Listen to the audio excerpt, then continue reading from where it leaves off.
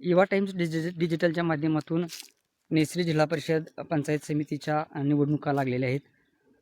Mini मंत्रालयात किंवा सभागृहात जाणारा उमेदवार कसा असावा हे जनतेचे आम्ही कौल जाणत आहोत. आज आम्ही हेब्बाळ जलदळे इथं पोचलेलो आहे. काय म्हणते जनता त्यांच्याकडनंच आपण समजून घेऊया. गोरगरीब जनतेची कामं व्हावी, हं.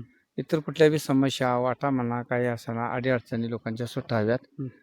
एक कुठल्या बी म्हणजे महालाला हं. ही म्हणजे किंमत मिळावी व्यवस्थित. उगीच आत्ता एक होते व्यापाराकडे गेल्यावर होती आणि ती होऊ नये अशी एक आमची अपेक्षा आहे. म्हणजे हमीभाव आणि शेतकऱ्याच्या मालाला मिळावा. मिळावा. म्हणजे सोयाबीनला कसं तर हमीभाव 5,328 आहे, तसं भाताला, नाचण्याला, ऊसाला सुद्धा हमीभाव मिळावा अशी तुमची अपेक्षा आहे. लागवडीचे दर प्रमाणापेक्षा वाढल्यात. पशुखाद्य पशुखाद्य वाढले. हं. दुधाला दर म्हणावा तसा मिळत नाही. हं. ऊस तोडणीच्या वेळेला आपली भरकट होती शेतकऱ्यांची, ती होऊ नये ह्या पद्धतीचा एखादा उमेदवार असावा. त्यानं तिथं हे करावे, हालचाली कराव्या. सभागृहात शेतकऱ्यांचे प्रश्न मांडावेत आणि शेताकडचे जाणारे जे रस्ते पाणंद रस्ते आहेत हा. त्यांचं डांबरीकरण व्हावं, डांबरीकरण जरी नसलं तर निदान कच्चं तरी व्हावं. निदान कच्चं तरी व्हावं अशी अपेक्षा जास्त जनतेची नाही. लोकांनी थोडी अडचणी येऊ नये. गोरगरीब जनतेच्या फार मोठी अपेक्षा नाही आहे शेतकऱ्यांची. हा. शेतकरी मेटाकुटले आलेला आहे हा. पावसाच्या ह्यानं आणि ह्या संघर्षामुळे शेतकरी अडचणीत आहेत. ही आहे आमच्या जनतेची भूमिका. हा. धन्यवाद. नेसरी जिल्हा परिषद पंचायत आणि हडगली पंचायत समितीची निवडणुकीची रणधुमाळी चाललेली आहे. आपल्याला उमेदवार कसा असावा आणि उद्या मिनी मंत्रालयात आणि पंचायत समितीमध्ये जाणारा उमेदवार कसा असावा असं तुम्हाला वाटतं? पोरांच्या शिक्षणासाठी त्यांनी प्रोत्साहन दिलं पाहिजेत. शाळा वेळा व्यवस्थित चालू केल्या पाहिजेत. गावामध्ये आमच्या शाळा त्यांनी व्यवस्थित चालू केल्या पाहिजेत. रस्ते त्यांनी व्यवस्थित केले पाहिजेत. आणि ते सगळी महागाई झालेली आहे. त्या महागाईवर त्यांनी काहीतरी तोडगा काढला पाहिजे.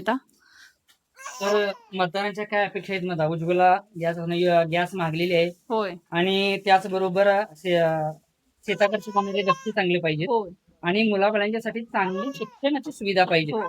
असं मतदारांची जास्त काही अपेक्षा नाही. लिंगणूरहून अनिल कोकितकर, युवा टाइम्ससाठी. धन्यवाद.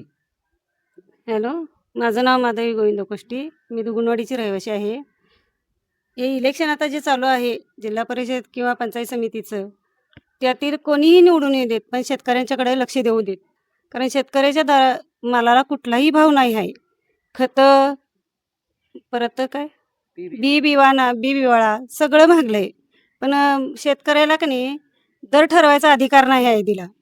पण जे कोणी निवडून येतील त्यांनी शेतकऱ्यांना जरा तर का होईना स्वतःचा अधिकार शेतकऱ्याला द्यावा. नाही तर राबून चिखलात काहीच उपयोग होत नाही त्यांचा. राबून ते मरणार शेवटी. बघा, चिखलात राबून ही ह्या ताई सांगतात की पिढी ही झालेली आहे की शेतकऱ्यांच्यासाठी चांगलं काम करणारी व्यक्ती मिनी मंत्रालयात जावी, पंचायत समितीत जावी. यानंतर आमच्या दुसऱ्या भगिनी काय आपल्या अपेक्षा आहेत आणि कुणाकडे कल आहे त्यांचा आपण जाणून घेऊ. नमस्कार, मी नमस्कार. स्नेहलता तानाजी आंबोळे. हं. मी महिला आहे, दुगुणवाडीची शेतकरी वर्गातली. हं. तुम्ही 5 वर्षाने एक वेळ आमच्याकडे मतं मागायला येतात. त्याच्यानंतर कोणच तुमचं पुढारी फिरकत नाहीत आमच्याकडे. आमच्या ह्या रस्त्यांची अवस्था म्हणा, खेड्यापाड्यातनं आम्हाला दवाखान्याची सोय जरा सगळी म्हणजे अशी व्हावी.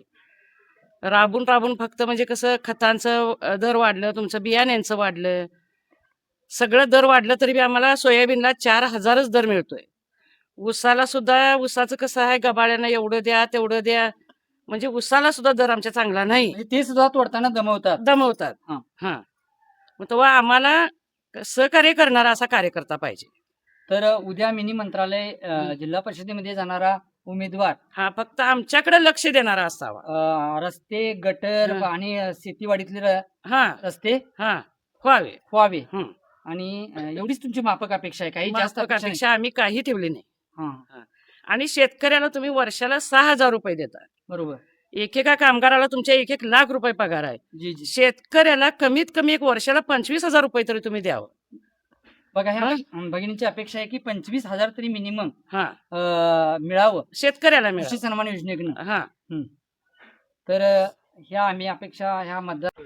नमस्कार, नमस्कार. युवा टाइम्स डिजिटल न्यूज चॅनल मध्ये आपले स्वागत आहे. हाय. शेतकऱ्यांची अवस्था काय आहे आणि नेमकं मिनी मंत्रालयामध्ये जाणारा उमेदवार कसा असावा आणि पंचायत समितीमध्ये जाणारा उमेदवार कसा असावा आणि आतापर्यंत शेतकऱ्यांचा काय हाल झालेला आहे आणि शेतकऱ्यांच्या प्रती तुम्ही येणाऱ्या उमेदवाराला तुम्ही आपले प्रश्न विचारणार आहात का? विचार नक्की विचार साहसिक विचारणार आहे. कारण खरोखर आम्हाला चांगलाच नेता पाहिजे आहे आमच्या तालुक्याला, ह्याला, जिल्ह्याला. आतापर्यंत खासदार आमदारी हे सगळं होऊन गेले. आजपासून शेतकऱ्याला आता काहीच नाही केलं नाही.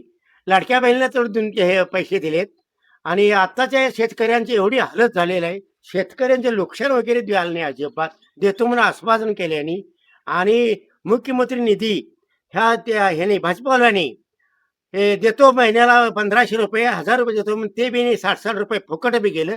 आतापर्यंत शेतकऱ्याला काही केलं नाही त्यांनी. आमचं मत आहे आता येणारे उमेदवार आमच्या शेतकऱ्याचं एकच म्हणणं आहे. आमच्या शेतकऱ्याला शेतीभावाला दर चांगला द्यावा, धान्याला दर चांगला द्यावा आणि आम्हाला शेतकऱ्यासाठी 65 वर्षाचा 75 वर्षाच्या ह्याला नागरिकाला पेन्शन चालू करावं. तर ही आहे सर्वसामान्य शेतकरी वर्गाची अपेक्षा.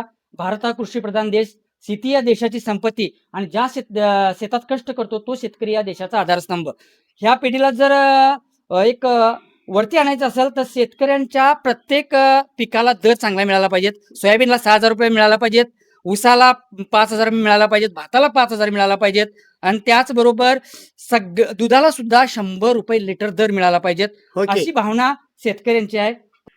कुणीही कुठलाही उमेदवार असू देत, त्यांनी आमच्या गावासाठी निवडून आल्यावर त्यांनी आमच्या गावाला भेट द्यावी व आमचे रस्ते, शेताला जायचे रस्ते, गटर हे त्यांनी आपल्याला चांगली करून द्यावीत. आमच्या पोरांचं शिक्षणाचं बघावं, प्रोत्साहन द्यावं शिक्षणाला. ह्या भगिनींचं मत आहे की यांच्या मुलांच्यासाठी शिक्षणाची चांगली व्यवस्था ह्या इथे व्हावी, इतकीच माफक भूमिका आहे आणि याविषयी सुद्धा त्या बोलणार आहे. गाडींची सोय असावी. आमच्या गावाला गाड्यांचा प्रॉब्लेम आहे. आता पोरी पुढे शिक्षणासाठी जायचं म्हटलं तर गाडींचा प्रॉब्लेम आहे. काय करायचं मग? जर उमेदवार चांगले निवडून आले तर त्यांनी आमच्या गावाकडे लक्ष द्यावं, त्यांचं लक्ष असावं. शेताचं काय, पीक पाणीचं काय असेल ते, पैसे काय वाटतात त्याच्याबद्दल. आता लाडक्या बहिणीला तुम्हाला त्याच्यात वाढ व्हावी अशी वाटते का?